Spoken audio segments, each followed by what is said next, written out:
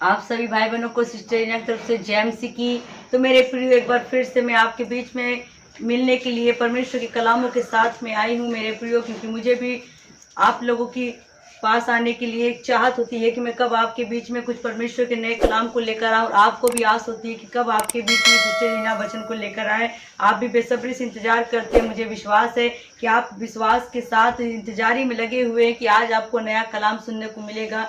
तो हम भी तैयार हैं आपको सुनाने के लिए। तो मेरे प्रियो, आज की शाम हम वचन को देखेंगे, परमेश्वर से प्रार्थना करने के लिए किस तरीके से परमेश्वर का दास जो है वो प्रार्थना कर रहा है, और आज वो किस तरीके से प्रभु से अरदास कर रहा है। इस वचन के माध्यम से हम देखेंगे। हमारे साथ निकालेंगे भजन संहिता उसका 130 अध्याय, उसके हम 2 पद में देखेंगे परमेश्वर का दास परमेश्वर से किस तरीके से प्रेयर कर रहा, प्रार्थना कर रहा, अरदास कर रहा है। वो भक्त जन अपनी दिल की बातों को अपने खुदावन से कहना चाहता है। किस तरीके से कह रहा है?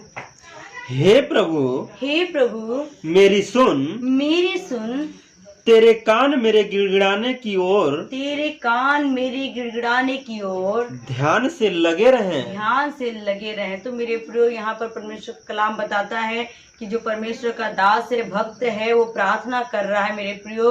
और प्रार्थना करते समय वो ये कह रहा है कि हे प्रभु मेरी सुन। मेरे प्रियो, प्रभु से कहता है कि हे प्रभु, मैं प्रार्थना कर रहा हूँ, मैं तेरा दास हूँ, मैं तेरा भक्त जन हूँ, मैं तुझे पुकार रहा हूँ प्रभु, मैं तुझसे अरदास कर रहा हूँ, मैं तुझसे विनती कर रहा हूँ, मैं प्रेयर कर रहा हूँ प्रभु। आज मेरी प्रार्थना को सुन, मेरी प्रार्थना को अनसुनी ना कर, क्योंकि हे प्रभु मैं तुझसे प्रार्थना कर रहा हूँ। मेरा भरोसा तुझ पर है, मेरी आशा तुझ पर है, मैं तुझको ही भरोसा करके बैठा हूँ प्रभु। मैं तेरी ओर निहारता हूँ प्रभु, क्योंकि मैं संकट के समय, मुसीबत के समय पड़ा हूँ प्रभु। तू मेरी प्रार्थना को सुन, क्योंकि प्रभु मेरी प्रार्थना को तू सुन। आज वो कह रहा है क्या मेरे प्रियो, बाइबल कहता है यहाँ पर कि उसने, जो परमेश्वर का दास कहता है कि तेरे कान मेरी गिड़गिड़ाहट की ओर हो। मेन पॉइंट है तेरे कान। क्या हमारा प्रभु जो है वो बहरा है जो नहीं सुनता है? जो यहाँ पर इस तरीके से लिखा गया, तेरे कान प्रभु मेरी गिड़गिड़ाहट की ओर हो। अर्थात परमेश्वर का दास जो है वो गिड़गिड़ा करके प्रार्थना कर रहा, रो कर प्रार्थना कर रहा है, विनती कर रहा है और कह रहा है प्रभु तेरा कान जो है वो मेरी बात को ध्यान से सुने। क्या मेरे प्रियो, इस वचन से हम देखते हैं यहाँ पर कि जब वो व्यक्ति जो है परमेश्वर का दास है, वो विनती कर रहा, रोते हुए, गिड़गिड़ाते हुए, लेकिन कह रहा कि अपने कान को प्रभु मेरी ओर लगा, अपने ध्यान को प्रभु मेरी ओर लगा। क्या प्रभु हमारा ध्यान नहीं देता है? वो सबको ध्यान देता है, वो सबको जानता है।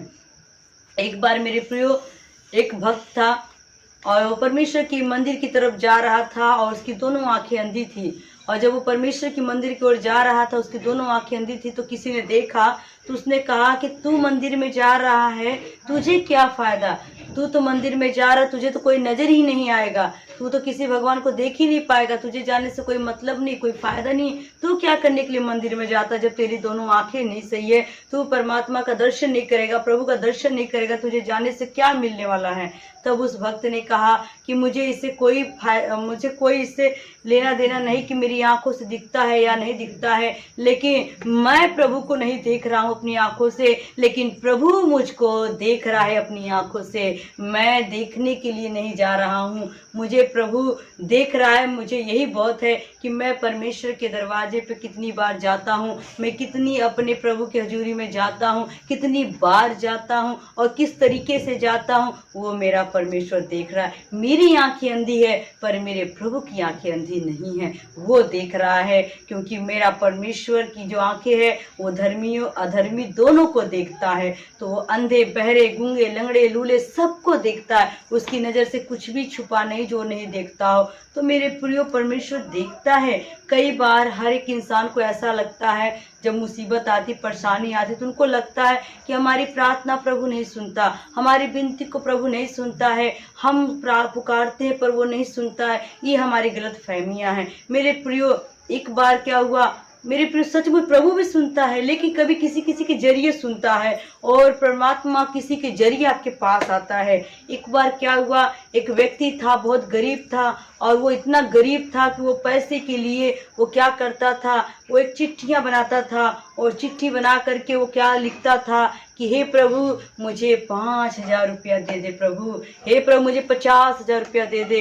वो गुब्बारे पे लिख लिख करके वो चिपका करके वो उड़ा देता था और उसको लगता था कि मैं जो प्रार्थना कर रहा हूँ, जो मैं लिखता हूँ वो प्रभु देख रहा है। उसको विश्वास था कि प्रभु देख रहा है और वो उड़ा देता था और गुब्बारे पे लिखता था और उसको क्या करता था, फुला करके छोड़ देता था। और ऐसे गुब्बारे जब वो छोड़ता था तो जब गुब्बारा उड़ता हुआ जाता था तो वो जो वहाँ बगल में एक थाना था, चौकी थी, जहाँ पर सारे पुलिस वाले बैठते थे, तो उधर से उड़ता हुआ जाता था। और जब वो गुब्बारे उड़कर जाता था तो सारे जो पुलिस वाले बैठे रहते तो ड्यूटी पीरियड पे रहते थे, वो लोग जब क्या करते थे, गुब्बारे को देखते थे तो गुब्बारे को पकड़ लेते थे और देखते उस पर लिखा रहता था हे प्रभु मुझे 50,000 रुपया दे दो, हे प्रभु मुझे 50,000 रुपया दे दो। वो पढ़ते थे तो सोचते थे कि कौन सा व्यक्ति है जो डेली इस गुब्बारों पे लिख करके उड़ाता है, चिट्ठियों पे लिख कर उड़ाता, आखिर वो कौन है, उसे 50,000 की ज़रूरत है, आखिर क्यों ज़रूरत है।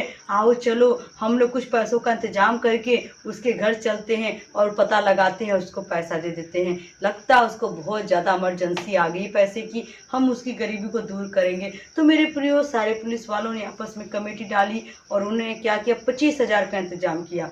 और जब 25,000 का इंतजाम किया, उस जो गरीब था, भिखारी था, उसका पता लगाया कि वो आखिर है कहाँ। और जब उसका पता लगाया तो जब उसके पास गए और पता करके उसके पास गए तो उन्होंने क्या किया, उसे 25,000 रुपया दिया कि ये 25,000 तुम्हें प्रभु ने दिया है। और जब उसने कहा ये प्रभु की ओर से जो परमेश्वर को तुम चिट्ठी लिखकर भेजते थे, प्रभु को भेजते थे कि प्रभु 50,000 रुपया देते, उसी प्रभु ने आपको 25,000 रुपया दिया है, ये लीजिए। ऐसा करके पुलिस वाले तो बड़ा खुश हुए अपने मन में कि हमने दे दिया, हम बड़े खुश हो गए, हमने दे दिया तो हमारा बहुत नाम हो गया, हमने दान कर दिया, भला कर दिया, ये कर दिया। वो मन में बड़ा ही खुश हो गए, आनंदित होकर घर जा रहे हैं। लेकिन जो गरीब था, वो गरीब व्यक्ति जो रोज रोज लिखता था, उसकी तो आदत ही थी, अब वो फिर आज लिख रहा है चिट्ठी। और चिट्ठी पे क्या लिखा, हे प्रभु जो तूने मुझे पैसा भेजा वो तूने क्यों पुलिस वालों के हाथ से भेज दिया।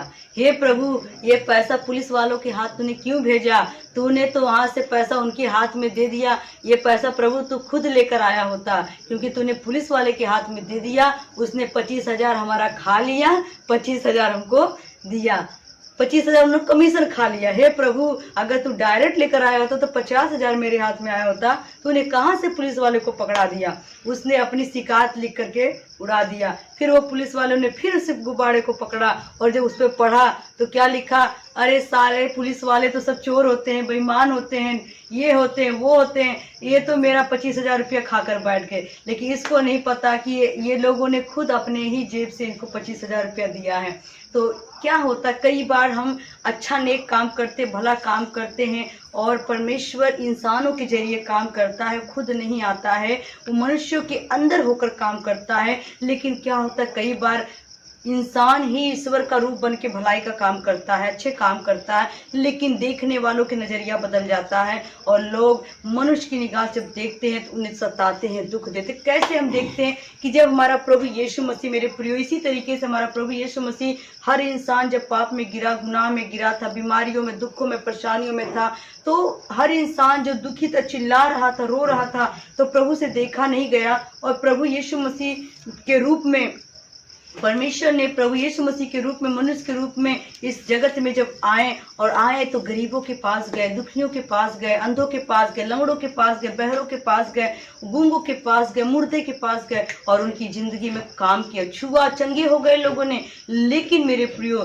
प्रभु ने अच्छे अच्छे काम किए, फिर भी ये संसार उस मनुष्य की तरह, जो गरीब मनुष्य था, जो पैसे पाने के बाद भी शिकायत लिखकर भेज रहा है कि हे प्रभु तू सीधे ही पैसा लाकर मुझको दिया होता तो ये पुलिस वाले जो बेईमान हैं, ये लुटेरे हैं, ये मेरा 25,000 रुपया खाकर नहीं बैठ जाते। तो मेरे प्रियो, कहने का मतलब है परमेश्वर जो है वो हमें किसी न किसी का एक जरिया देता है आशीष पाने के लिए, किसी न किसी को खड़ा करता है आगे हमको बढ़ाने के लिए। तो मेरे प्रियो, जो परमेश्वर ने हमको बचाने के लिए, आप सबको बचाने के लिए, उसने परमेश्वर ने क्या किया, अपने इकलौते पुत्र प्रभु यीशु मसीह को जगत में भेज दिया कि जो कोई इस पर विश्वास करेगा वो नाश नहीं होगा बल्कि अनंत का जीवन पाएगा। और वो प्रभु यीशु मसीह हमारे गुनाहों के कारण मारा गया, गाड़ा गया, तीसरे दिन जी उठा और दुख को सह करके उसने हम सबके प्राण को बचाया। तो तो मेरे प्रियो उसने प्राण को बचाया, मर के बचाया, फिर भी ये दुनिया वाले उसको कहते हैं अगर वो प्रभु था तो क्यों नहीं अपने आप को बचा लिया, अगर वो प्रभु है तो क्यों नहीं सलीब से उतार लिया, अगर वो प्रभु है तो क्यों नहीं अपने आप को बचा लिया, अपने प्राण क्यों मर गया। आज भी दुनिया उसको कहती है, क्योंकि उनको नहीं पता अगर प्रभु मरता नहीं तो आज जो पाप हमारे लिए मौत बन गया है, सजा बन गई थी, वो खत्म नहीं होती। तो मेरे प्रियो हम यहाँ पर क्या देते, परमेश्वर का दास रिक्वेस्ट कर रहा, प्रार्थना कर रहा है, संकट के समय पुकार रहा, लेकिन क्या कह रहा है कि हे प्रभु मेरी पुकार को सुन, और जब मैं गिड़गिड़ाता हूँ तो तेरे कान मेरी आवाज की ओर हो। क्या हमारा प्रभु बहरा है जो नहीं सुनता है? अगर ऐसा आपको लगता है तो हम लोगों के पास तो बहुत पैसा है, हम पूरे संसार में बहुत पैसे वाले लोग हैं, सारे लोग चंदा इकट्ठा करके उनको भी एक कान में लगाने के लिए मशीन दे दिया जाए ताकि सुने। ऐसा नहीं, हमारा प्रभु बहरा नहीं, वो सुनता है, सब कुछ सुनता है, सबकी पुकार को सुनता है। हमारा प्रभु भीड़ में आवाज को सुनता है।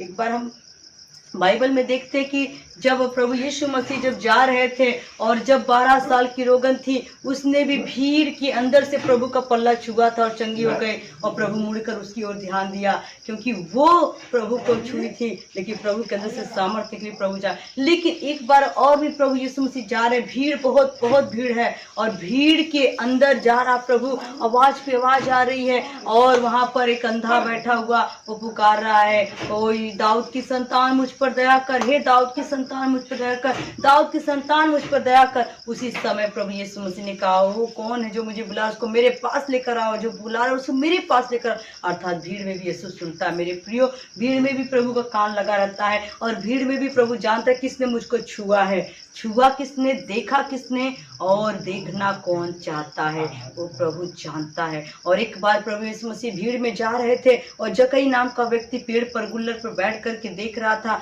कि इधर से प्रभु गुजरेंगे तो मैं उसको देखूंगा, और प्रभु ने भीड़ में होते हुए भी उसकी ओर निगाह कर ली और नाम लेकर जक्कई को बुलाया। हमारा प्रभु भीड़ की परवाह नहीं करता, हमारा प्रभु हर वक्त हर एक जन को देखता है और हर एक की प्रार्थना को सुनता है, क्योंकि परमेश्वर का वचन कहता है कि यहोवा की आंखें धर्मियों पर लगी रहती है और उसके कान उसकी पुकार पर लगे रहते हैं। तो मेरे प्रिय, परमेश्वर की आंखें सदा हमारी ओर लगी है, सदा कान हमारी ओर लगे हैं, क्योंकि बाइबल कहता है कि जो प्रार्थना इस जगह पर की जाएगी उस प्रार्थना की तरफ मेरी कान सदा लगे रहते हैं। तो मेरे प्रिय, प्रभु यीशु मसीह का वचन कहता है कि वो हमेशा निरंतर अपनी कान को हमारी तरफ लगा कर रखा है कि तुम पुकारो वो सुनेगा और तुमको उत्तर देगा। बाइबल भी कहता है कि तू संकट के समय मुझे पुकार, मैं तेरी सुनूंगा और तुझे उत्तर दूंगा। तो उत्तर लेना है तो पुकारना बहुत जरूरी है, गिड़गिड़ाना बहुत जरूरी है, प्रेयर करना जरूरी है। क्यों? क्योंकि इंसान जो है वो मांगता है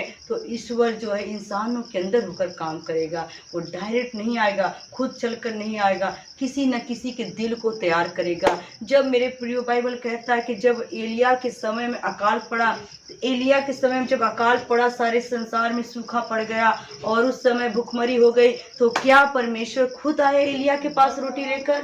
नहीं, बल्कि एक कौवे को आज्ञा दिया और एलिया को कहा तू जा करके गिदोन के नाले के पास जाकर बैठ जा और मैं तुझे वहां पर रोटी पहुंचाया करूंगा। और किसके जरिए?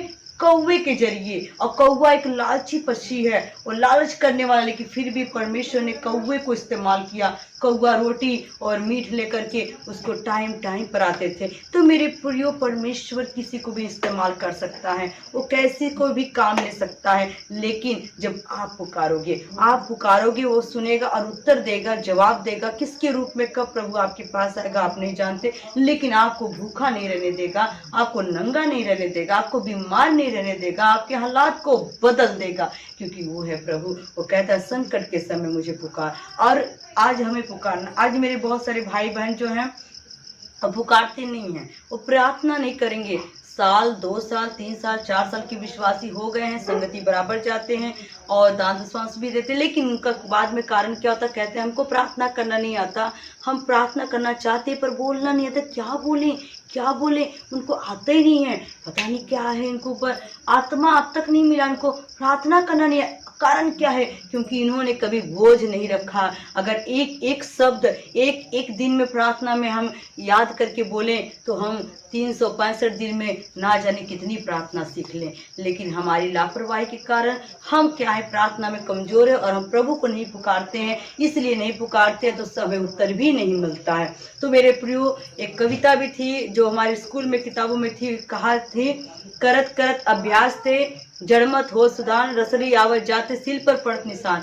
करत करत अभ्यास, किसी चीज का अगर आप अभ्यास कर रहे हैं तो जड़मत हो तो सुजान, मतलब जो आपकी दिमाग का जो जड़ है वो क्या आगे मजबूत होगी, आपका जो दिमाग है वो तेज हो जाएगा। किसी चीज का आप बार बार प्रयास करेंगे, आप बार बार उसको संघर्ष करेंगे, पढ़ाई करेंगे, दिमाग में लगा एक एक वचन, अगर एक शब्द आज आप याद कर रहे हो और दूसरे दिन दूसरा कर रहे हो, सुबह आप भोर में उठते ही अगर एक प्रार्थना को अपने दिल में रख लिया तो दिन भर आपके दिमाग में चलेगा और रिपीट करोगे, वो आ जाएगा। दूसरे दिन आपने दूसरा, ऐसे करते करते करत करत अभ्यास से जड़मत हो तो सुजान। और रसरिया, जिस प्रकार से एक कुएं पर हम देखते हैं, जो कुआं होता है वो पत्थर का जो वहां पर रखा रहता है, पत्थर का बना होता है, लेकिन जब बहने पहले की जो कुएं से पानी निकालती थी, जब वो रहट को खींचती थी तो रहट जब खींचती थी तो उस पत्थर से जो रस्सी खींची जाती थी, बार बार खींचने से जो पत्थर कट करके उस पे निशान बन जाता था। तो मनुष्य का दिमाग क्यों नहीं सुजान होगा, क्यों नहीं वो समझेगा, किसी भी बात को समझने के लिए तैयार होगा। जब हम इस दिमाग में बार बार किसी बात को दोहराएंगे रिपीट करेंगे